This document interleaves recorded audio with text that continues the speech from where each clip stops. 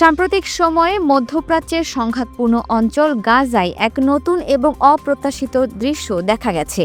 Israeli প্রতিরক্ষা বাহিনী IDF গাজার একটি বড় অংশ থেকে তাদের সেনা প্রত্যাহার করার পরপরই হামাস সদস্যরা সেখানে আবার প্রকাশ্যে চলে এসেছে।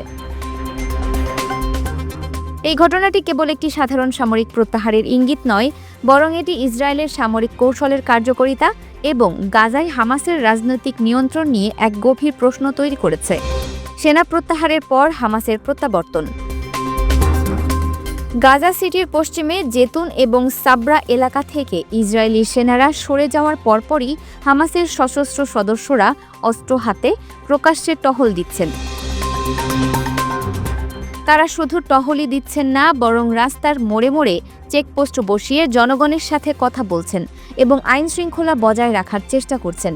এই ধরনের প্রকাশ্য উপস্থিতি প্রমাণ করে যে ইসরায়েলি বাহিনীর দীর্ঘ সামরিক অভিযানের পরও হামাসের সাংগঠনিক কাঠামো এবং তাদের রাজনৈতিক নিয়ন্ত্রণ এখনও অক্ষুণ্ণ রয়েছে।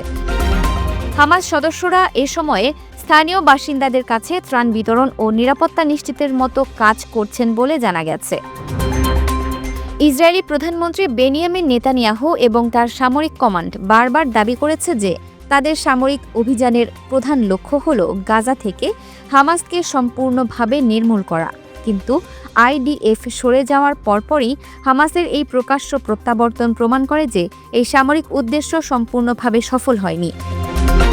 হামাস তার সামরিক এবং রাজনৈতিক শক্তিকে বজায় রেখে যুদ্ধবিরতির সুযোগ কাজে লাগিয়ে আবারও জনগণের সামনে তাদের ক্ষমতা প্রদর্শন করছে।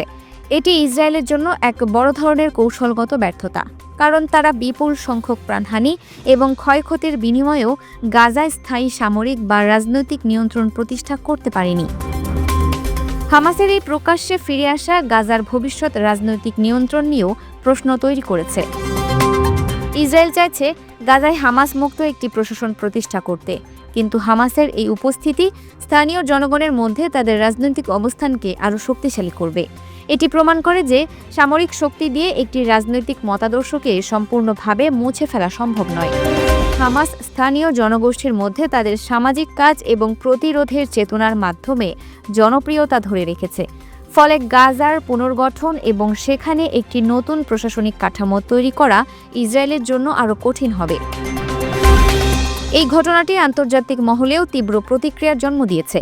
যুক্তরাষ্ট্র এবং অন্যান্য আন্তর্জাতিক সংস্থাগুলো গাজায় একটি স্থায়ী যুদ্ধবিরতির চেষ্টা করছে, কিন্তু হামাসের এই সামরিক উপস্থিতি এবং ইসরায়েলের আগ্রাসী মনোভাব শান্তি আলোচনাকে আরও জটিল করে তুলেছে।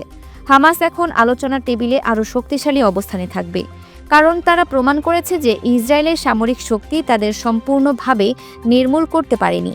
এই পরিস্থিতি মধ্যপ্রাচ্যের শান্তি প্রক্রিয়া এবং আঞ্চলিক স্থিতিশীলতার জন্য একটি বড় ধরনের হুমকি। Multimedia desk, Dinajpur TV.